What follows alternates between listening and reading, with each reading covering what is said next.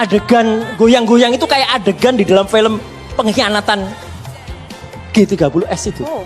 Iya, kan ada adegan-adegan ketika para pahlawan itu datang, ya kan? Kemudian ada orang-orang nari. Saya langsung ingat itu. Pakai mic juga boleh, Pak.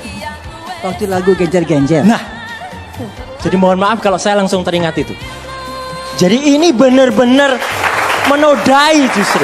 Wow, perayaan. Menodainya ini karena joget-jogetnya atau justru karena judul lagunya pada saat semuanya. Peringatan itu? Jadi ini tidak bisa lepas dari siapa orang di balik ide memasukkan lagu itu. Saya justru kasihan kepada presiden. Saya justru kasihan kepada para jenderal, para tokoh-tokoh senior, para menteri.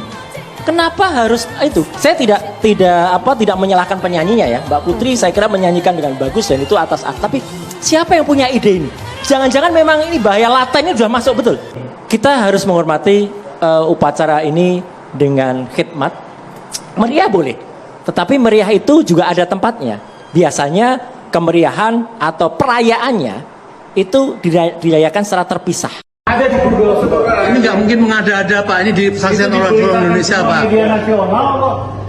Pandanglah beliau-beliau itu lah, pandang orang ini. Ini dapat jasa besar buat negara atau KPK yang pernah nggak ada sebelumnya. Ya, tolong sampaikan aja. Jangan ngomong sebut dulu deh, tolong sampaikan aja. Ya. Sampaikan ke Humas. Iya, iya. Humas yang punya, kami nggak punya. Ya nggak apa-apa, silakan malah. Panggil Humas ini. Panggil. Jangan ngomong tengah. Susah tidak mau baik-baik sih. Humas saja saja. Panggil Humas ini. Susah banget. Ada baik-baik Humas lebih tinggi kan udah. Ya. Jangan tolong semua orang. Humas Pak. Pimpinan nggak? Assalamualaikum warahmatullahi wabarakatuh. Terima kasih Pak Rizal, saya diundang di sini. Saya ingin menyampaikan sebetulnya mungkin 9 tahun yang lalu ya, kesalahan bangsa kita yang paling besar ini adalah kita mengangkat pemimpin kita, presiden kita, orang yang tidak jelas ijazahnya. Saya terbuka saja bilang ini tidak jelas ijazahnya. Jadi ini sekarang kita menanggung akibatnya. Kita menanggung akibatnya. Ya. Karena apa? Karena presiden itu walaupun mana nggak bisa kita coba-coba. Harus orang yang mempunyai kapasitas yang betul. Ya. Kapasitas yang betul-betul mumpuni. Tidak seperti sekarang ini. Ya. Maaf saya katakan kalau saya mau diapa ya, tidak ada masalah itu. Dan pada waktu tahun 98, saya juga pelaku di sana ya. Sebagai Komandan Kormar, saya pelaku, saya melihat kekuatan kita itu hanya 2, gabungan daripada mahasiswa dengan TNI. Gabungan. Saya kalau sudah masuk di sana, namanya Pak Dr. Haryadi Darmawan, dia bilang, Mas Harto, saya bawa 14 truk ini ke sana, susah masuk. Tunggu dulu Mas, nanti kita masuk. Dan masuk. Dan pada waktu itu kalau menurut saya negara kita bukan tidak dalam keadaan baik-baik saja, enggak. Keadaan negara kita masih bagus. Bagus. KKN ya tidak seperti ini juga. Ini saya kira dengan adanya undang-undang akan dirubah apa segala macam ini kan untuk lebih memperdalam KKN itu. Zaman dulu ya ada, KKN ada. Tapi setelah 30 tahun memerintah Pak Harto, anaknya, dan dia punya alasan anaknya jadikan menteri apa ya? Sosial. Udah 30 tahun dan dia juga sebagai ketua Golkar apa segala macam. Sekarang terus terang yang saya komplain sampai saat ini, Saya komplain terus terang. Kita 78 tahun merdeka ini tidak pernah satu detik pun kita melakukan Undang-Undang Dasar 45 secara murni konsekuen. Tidak juga dengan Bung Karno.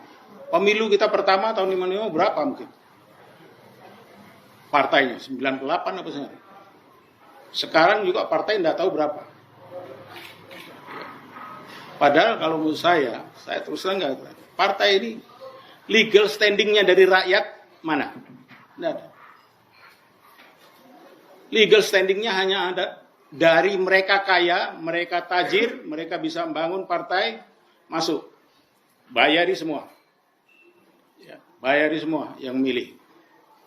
Dan sekarang kalau mau membikin lagi presiden, saya yakin hanya 2 itu yang bisa jadi.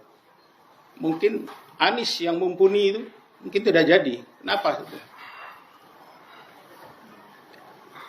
Kita hanya perlu, seorang presiden hanya perlu sekitar 70 mungkin, 70 juta, bisa jadi. Kalikan 100 ribu, berapa? 7 triliun, apa tuh? 70 triliun. Sudah tertutup oleh korupsi yang mereka lakukan itu.